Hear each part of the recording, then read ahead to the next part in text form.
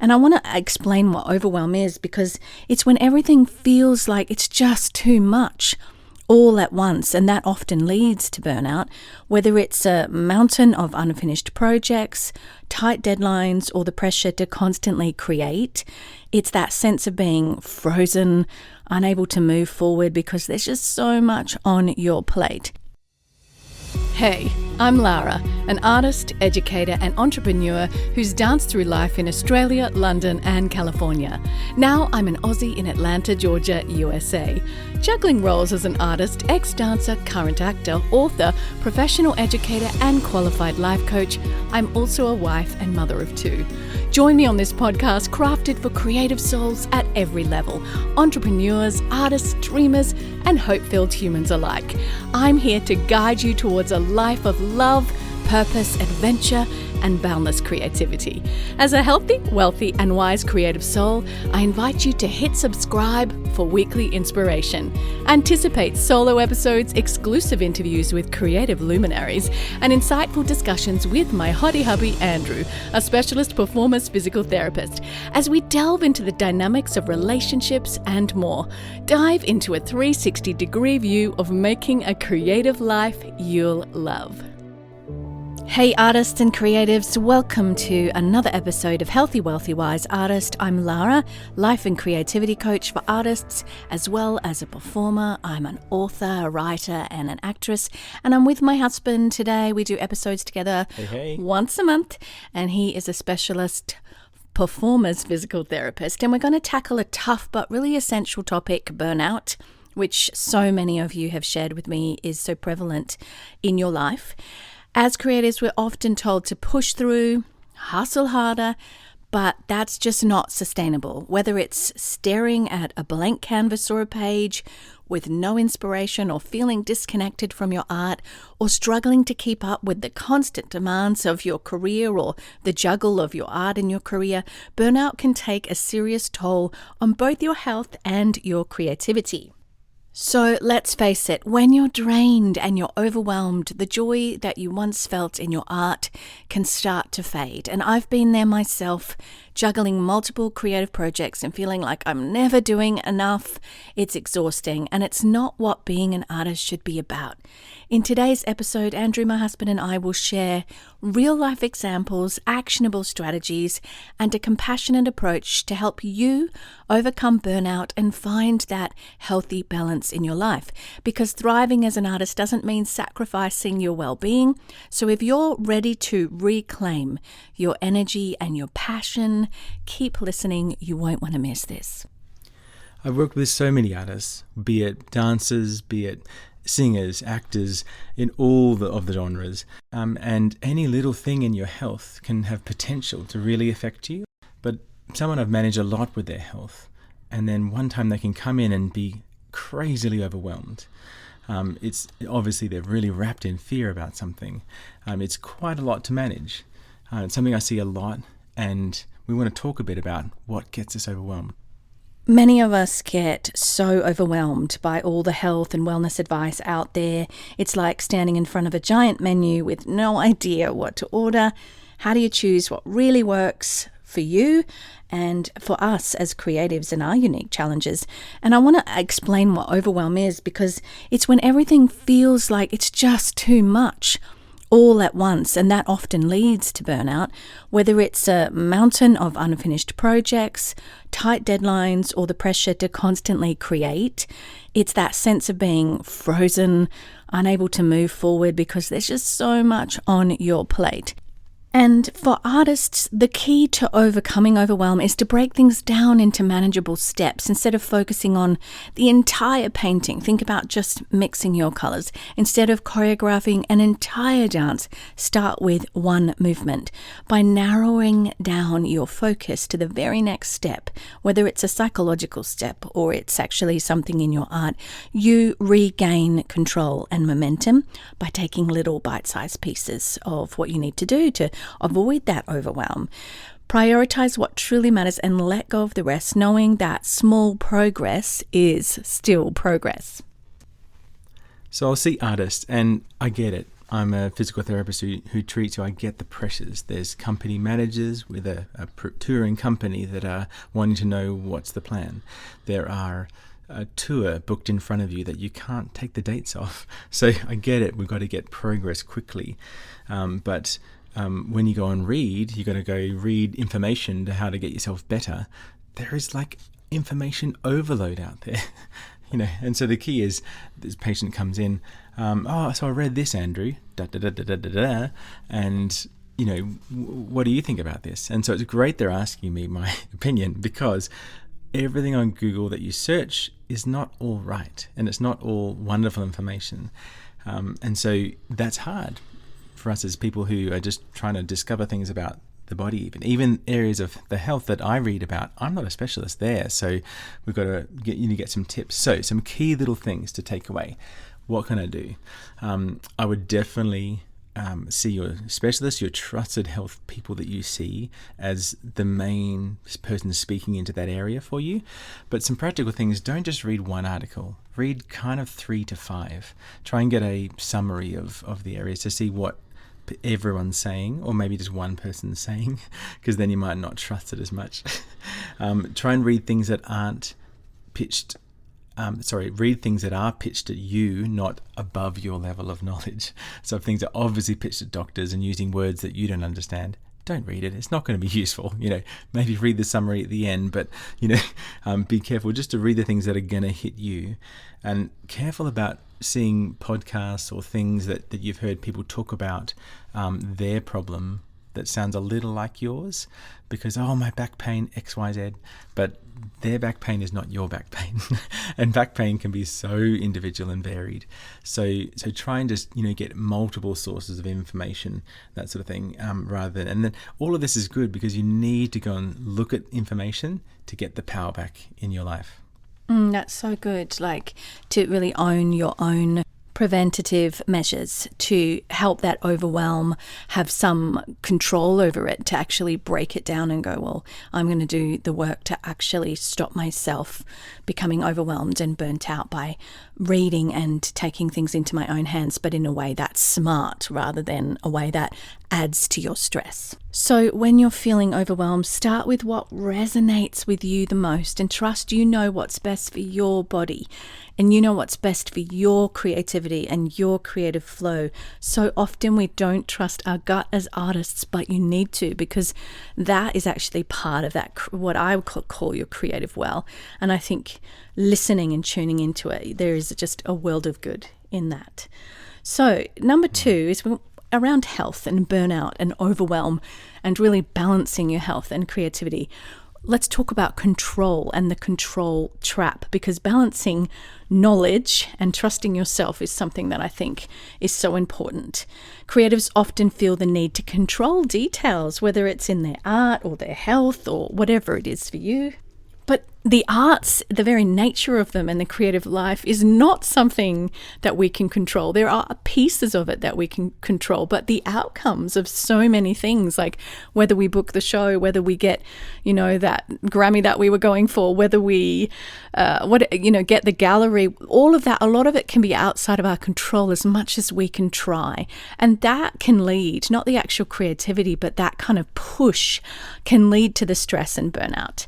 So Andrew, when you see this, you see artists come in, and you've seen a lot of that around what you do. Yeah, I mean, so many people I've got to know, and then they come in with this like face, and they're kind of like, so I need you to do this, this is happening, and I'm kind of like, whoa, like, so I see this a lot, and I try and sort of like bring my perspective into them and just, lovingly sort of give some perspective to it all.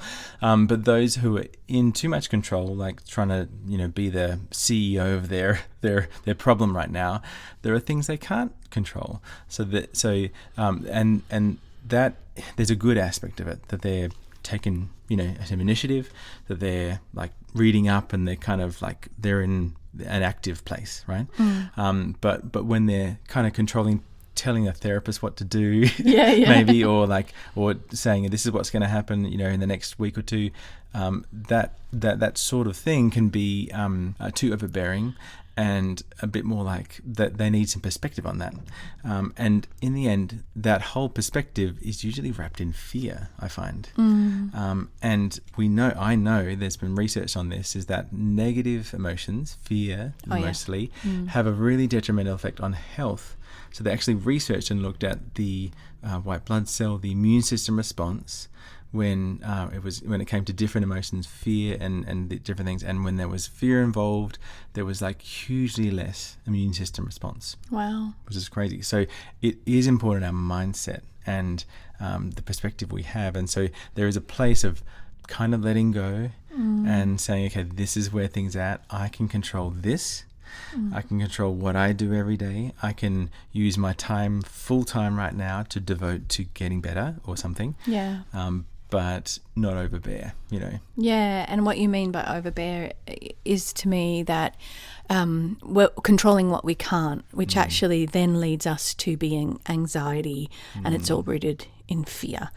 And that's really important to realise that side, the part we can't control, is what's draining, and often what's causing burnout is that silent part of us that doesn't recognise the emotional spiral and the emotional effect it's having on our entire well-being and our health. And if we have injury, whether it's a physical injury or there's a pain or something we're working through emotionally, it all feeds in, doesn't it, to burnout and overwhelm, and that affects your creativity in a major way. Yeah, absolutely. And it's like some people in that geared up, overbearing, or they're in that anxiety place, which we know is so wrapped to fear, but they won't lean on their friend, their support network. They'll be like, I'll be all right, and they'll be like, and they shut people out, and they kind of get so focused on what they can do, whereas like it's really good with an injury or with bad health and things you're going through to lean on people and just let it be and just say, hey, this sucks right now, and for someone to validate that, be with you and say, hey, I want to do some things to help. And like, it's so powerful for someone to do that in your life, and it's so powerful when the right health practitioner helps in that way. So it's leaning on people and that place of vulnerability, Yeah. And as a creativity coach, I would say, that's where I kind of help people get to the subconscious part of their mind, the part that is actually working against their goals and working against their forward progress as much as they don't see that it is. And once that's sort of unlocked in them, that creative flow starts to come and the excitement and the momentum all comes back. So friends, you can't control everything, and that's okay. Sometimes the best thing we can do is trust the process and let go of perfectionism, because perfectionism is just fear in disguise. So let's go into number 3. When it comes to burnout and overwhelm, the freeze response, which is overcoming creative paralysis, where you do nothing. It's you're not controlling in terms of that active sort of, this needs to happen and this needs to happen. You do nothing. You just leave it as is, and that in itself is not great either. Inactivity, passivity, and it's understandable.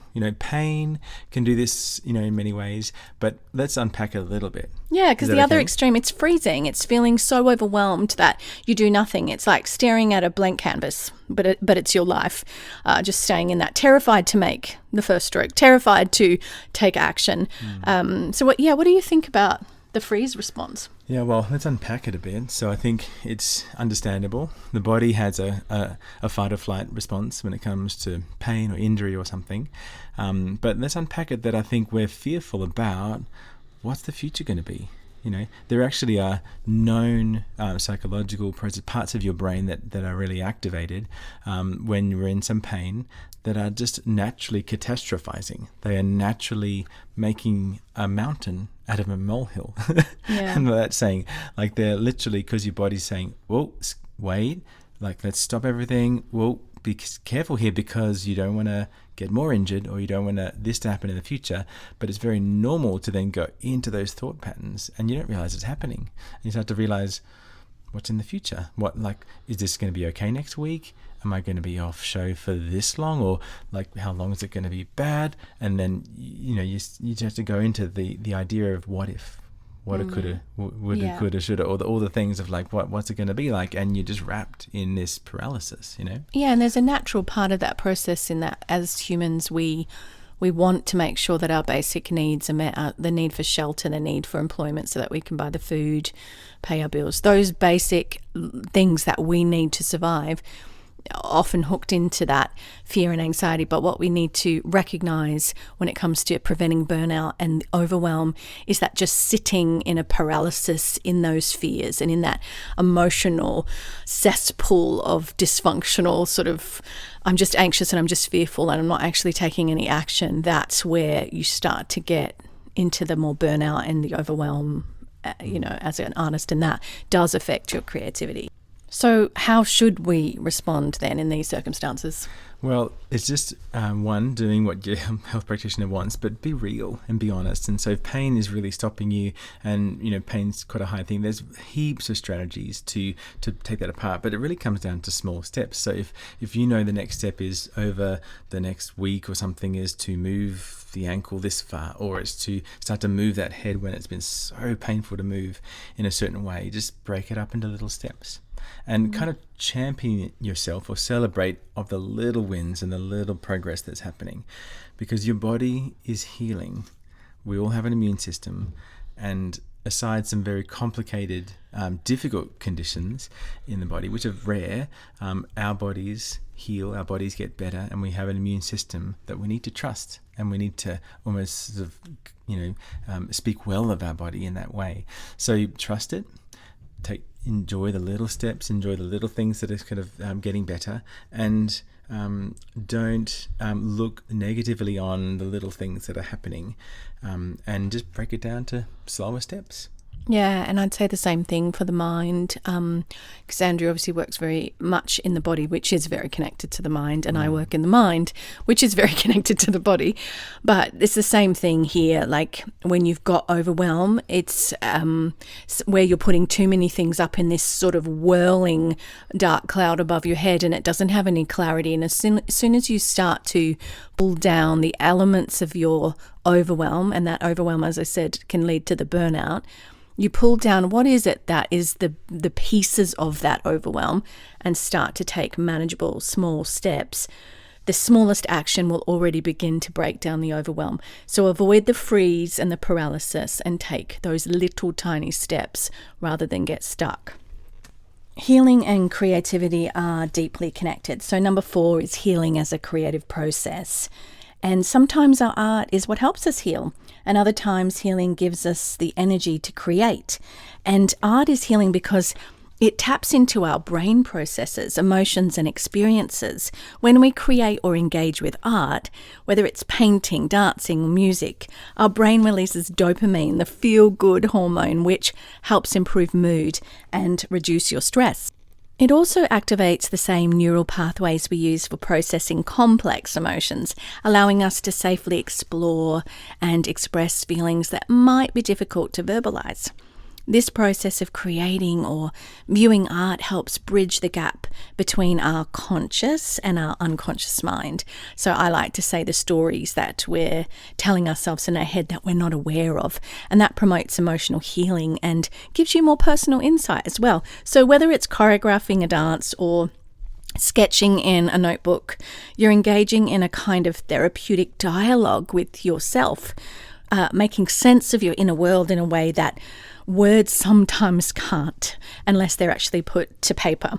This is why art, it's not just a creative outlet, it's actually a powerful tool for mental and emotional well-being. So Andrew, what do you see, because you work in the area of healing, and what do you see with artists around this? It's a really strong process when someone does even experience art, or to look at fine art on a wall, paintings and things, or just to watch a show or to listen to someone perform, is that it takes you into a narrative, it takes you into a story, and that process is like all of us have before we go to sleep at night.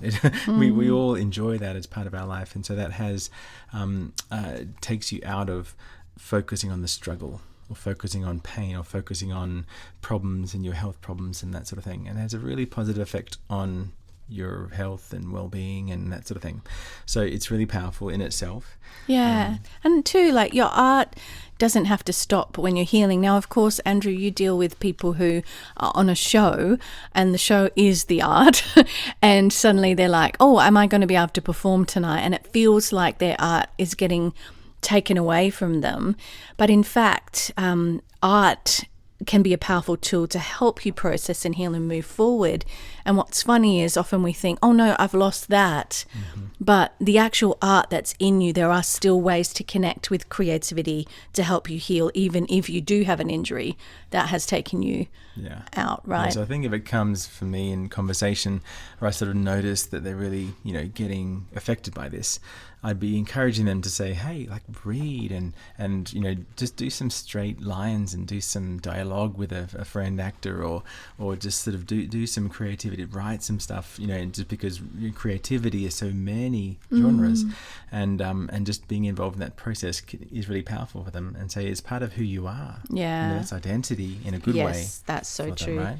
And I'm so a it's multifaceted creative, and for me, I started with dance and it was very much just that, but there was a time in my life where in the last few years, as I've set up life in the US, I wasn't allowed to act, and I've shared this before on the podcast, because of my visa, and we had a season of COVID where everything was shut down and then strike. And what I found is that creative force in me, and it does feel like a force, actually couldn't stop being creative because I'm so tuned into listening to that part of myself that I just pivoted it. And during a time that was actually really emotionally hard, I found somewhere else to pour so much creativity in, and that was very healing for me, and it gave me purpose. So see where you can pivot it, because there's no such thing as creative people and non-creative people. There's people who use their creativity and people who don't. But you're not born uncreative, because the nature of human beings is that we are creative in whatever that looks like. And it might not be arts for everybody, but for us in this context, it often is. So as physical therapists, we know the power in movement, in exercise, in the way of using certain muscle groups to bring better balance in the body and to heal. So for more body problems, right, this is very body focused.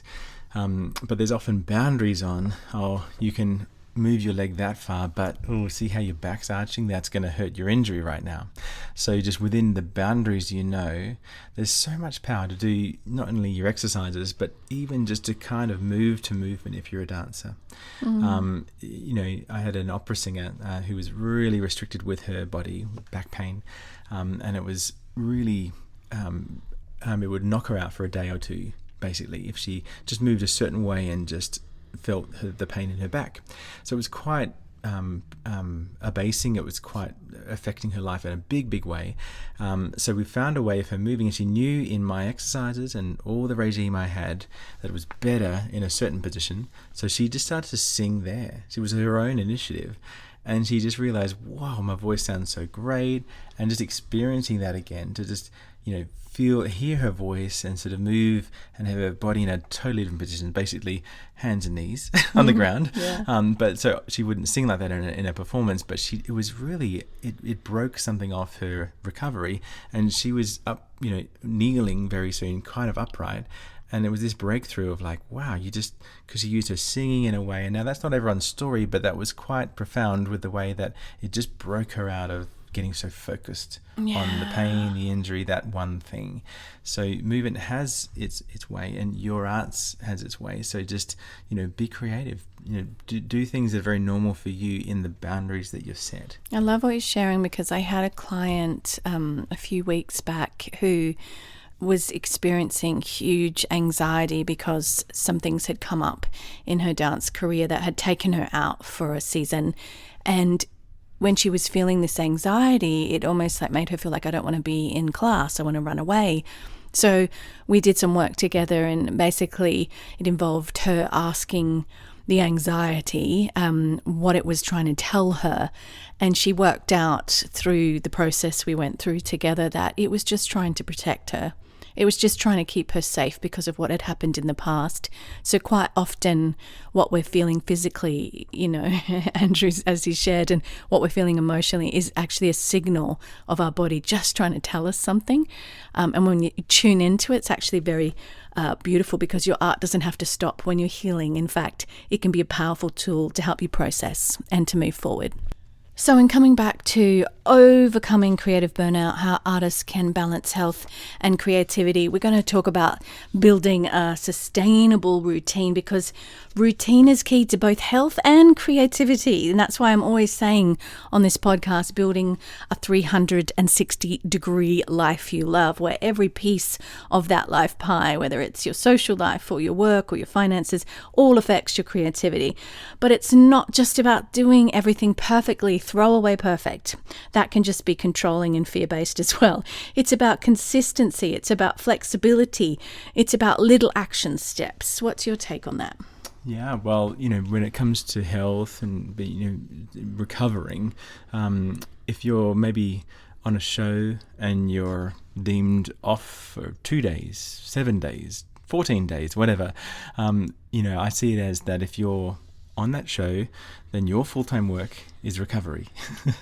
So it shifts towards, I could get glum and down in the dumps, and I could get in a bad mindset just because I've got all this time. But actually, the time you need to do the rehab well, to look after yourself, and for your body to heal is your first priority in that time. So just being mindful, what is my schedule like? It's different to normal. So I'm injured or I've got a health problem, and this is a different season of my life right now, but let's make a schedule. Let's take some sort of active plan in it, right? Down to the other way, scheduling just in itself has power. So when you start to schedule things in your day, even if it's I know I need to do this with 10 minutes in my morning, and then I've got some reading to do, and then I know I need to do some creative work for 30 minutes here, and then I'm meeting a friend for 2 hours, good, and then I've got this, and just schedule your day. Still see it like a productive artist doing their life, but you're just scheduling, and when you start to schedule it in, you don't get so overwhelmed, because it can be overwhelming when you think, I read this thing, I've got to do this much, and then you get it becomes lost. Control again and rigid, and we want a flexible routine. You want to plan. You want to put something in your schedule, as we say in Australia, your diary. You want to put things in there, because we can't just have the coffee with that friend and the work meeting or whatever. We need to put in there, my rehab, recovery for my physical injury, or I need to do some journaling, because I know that if I don't offset that, my creativity, I just feel burnt out and dry. And it's actually scheduling everything. Yeah, and then you look at your schedule. If you go, what? There's so many things in there. Well, pull it back. Make a new plan. It's fine. Yeah, right? But I think it's so good, because then you can say, actually, when that person says, can you help me with this thing? And you go, there's nothing in my schedule. Well, actually, you've got all these things that you've put in there, and you're like, I'm fully booked out until. They don't need to know why. But it's really important to have a plan, and then you can be flexible within that, because life ebbs and flows, and some people work great with that and some people don't. But it just shows you the sorts of things that are meaningful to you. I had a client who was really stuck in a rut, had that personality where she was helping everybody else all the time, and her art was just going by the wayside. It was just dormant for her, and she just felt like she had no motivation, yet her biggest dream is to act. Her biggest dream is to do that, and it was getting pushed aside. And for her, it wasn't putting in time to be creative. It was actually her mental health. It was actually getting up in the morning and having time aside from her children. It was all of that actually energized her and got her back on track. So whatever it is for you, building that into your routine, knowing yourself. And like this morning I said to my husband, because he went to work a little later, I was like, this is my beast mode time. This is when my adrenaline's pumping and I want to create, and I don't want to be disturbed right now. And I fiercely protect that time, because that's the time, later on in the afternoon, I'll be laying on the couch I'm so tired, but I know I've done 5 hours nonstop on that adrenaline that I have in the morning, and nothing's allowed to interrupt that. Yeah, and it's good to roll with that, and just to let that be what it is, because it's part of your drive, part of what you do. Absolutely, right? Absolutely.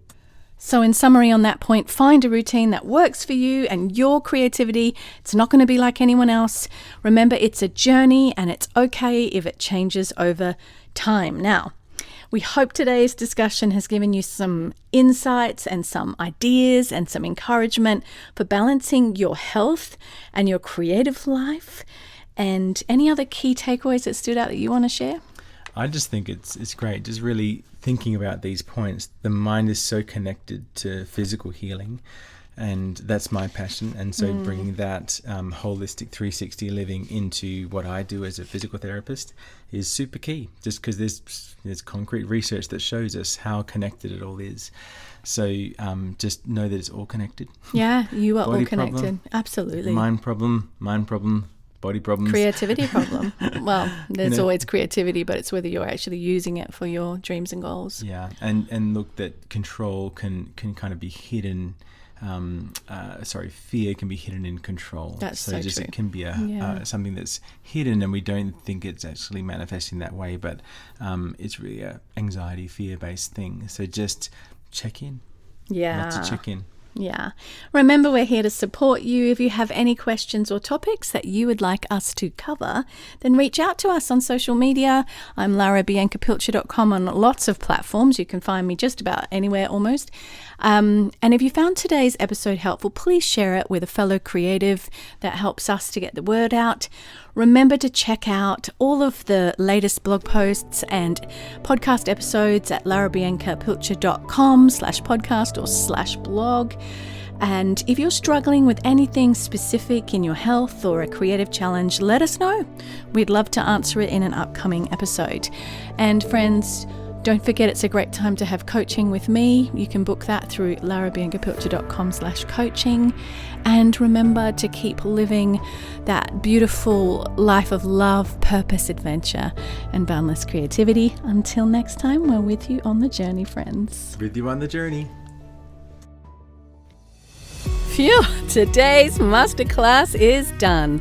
I love reaching back and saying, I've done this, and helping you learn the easy way. If you want more, head to larabiancapilcher.com for show notes, links, freebies, my blog, coaching and courses, and you can also head to my socials, Lara Bianca Pilcher on Instagram and Facebook. I'm also on Twitter and Pinterest. Thanks again for listening. Please leave a review on Apple Podcasts. That would mean the world to me. And of course, keep on living the healthy, wealthy, wise artist living towards your dream life. Bye, friends. P.S. Shout out to my hottie hubby, Andrew Pilcher, who does all the editing on this podcast.